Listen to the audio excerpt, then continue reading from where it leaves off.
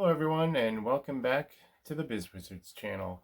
For more helpful tips and information on becoming a successful entrepreneur, subscribe below to our YouTube channel and also to our weekly blog at www.thebizwizards.com. If you aren't familiar with what we do, my wife Kim and I help employees become entrepreneurs. In today's video, we're going to talk about why leaving your comfort zone is hard, but not impossible. So let's jump right into it. You've heard people say you need to get out of your comfort zone, right? You need to stretch yourself, they say. It'll be good for you. Everyone seems to agree with this idea, but what do we actually know about the comfort zone, aside from the fact that this seems to be true? So, what is a comfort zone? The most scientific explanation of what a comfort zone is relates it to anxiety levels. Your comfort zone is any type of behavior that keeps you at a steadily low anxiety level. So imagine something you do all the time, like cooking dinner or commuting to work or watching TV.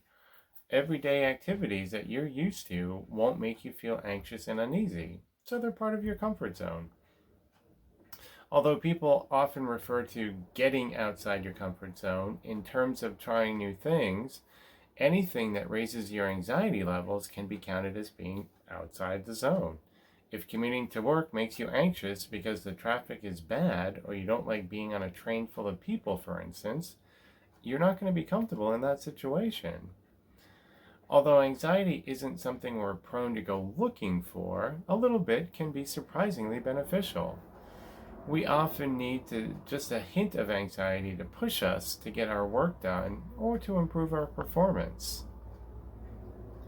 So let's talk about how we deal with uncertainty. A lot of the anxiety that comes from leaving your comfort zone is due to uncomfortable levels of uncertainty. There's a reason that cooking dinner is no big deal when you do it all the time. It's familiar and you know what to expect. Driving a car for the first time, or skydiving, or starting a new job are all activities that are full of uncertainty and thus lots of anxiety. Uncertainty is related to a fear of failure and can make us respond more strongly to negative experiences. A study found that when negative images were preceded by uncertainty, they were more upsetting than when participants expected them.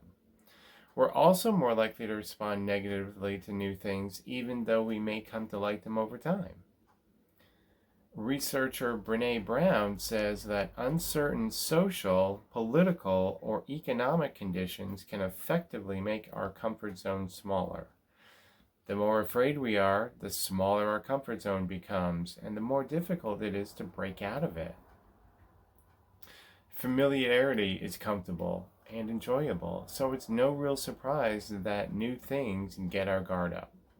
From an evolutionary perspective, we see familiar things as more likely to be safe, and so we're more drawn to what we know. The brain thinks, hey, we've tried that before and didn't die, so it's probably safe to do it again.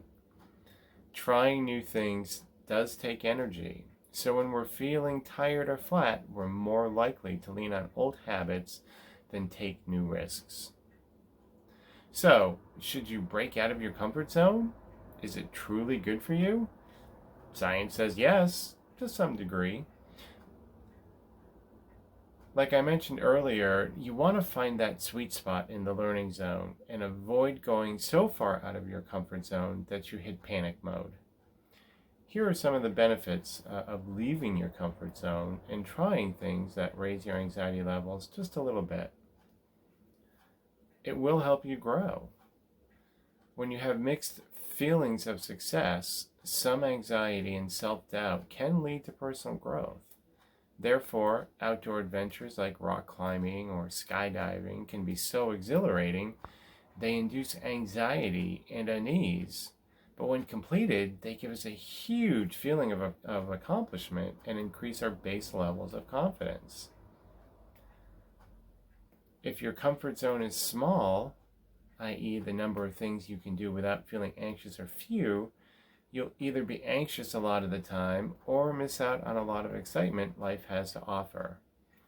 By getting out of your comfort zone more regularly, you'll increase the number of things you're comfortable with. So you're going to grow that comfort zone. You'll also be able to enjoy more things in life, since familiarity makes us more likely to enjoy something even if it turned us off at first.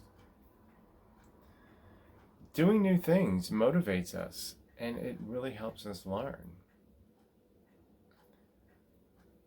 Other things to think about are things like novelty. The novelty tends to increase levels of dopamine in the brain.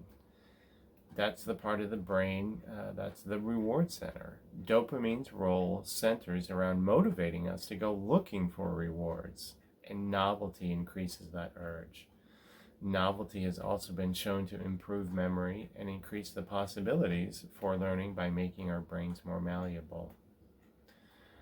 Daniel Pink, author of Drive: The Surprising Truth About What Motivates Us, says that what we are ideally looking for is a place of productive discomfort.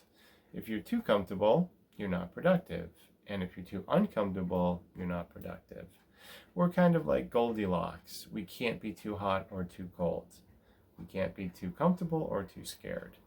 So finding that middle ground where you are anxious, but where those anxiety levels are still manageable is what we're looking for. Once you become acclimated to that new level of anxiety, you have successfully expanded your comfort zone. That's easy enough, right? If you want to push your comfort zone's boundaries, but you're not sure where to start, there's a tool online to measure your comfort zone. It has a short questionnaire about your comfort levels in professional, lifestyle, and adrenaline-related events. It gives you a score and an idea about how big or how small your comfort zone is. It also includes some reading and activity suggestions for increasing your comfort levels in each area. How far you want to push your boundaries is totally up to you and will probably differ depending on what else is going on in your life. The trick seems to be maintaining a healthy balance between security and comfort, with a little novelty and excitement now and then. So don't forget to subscribe to our site, www.thebizwizards.com, so you never miss any of our tips, reviews, and blogs. And follow us on your favorite social media platform.